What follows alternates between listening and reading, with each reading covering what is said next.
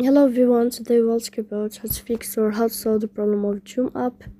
You will go to settings. Here in this page you can go to apps, default apps, app settings.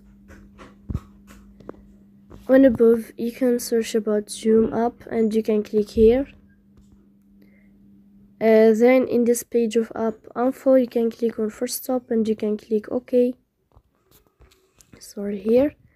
Here in this page you can go to first stop and then you can click on storage in this page, then you can click on clear cache.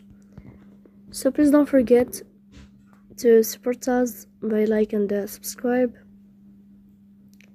See you next time in another video, and thank you for your attention and your watching. Bye.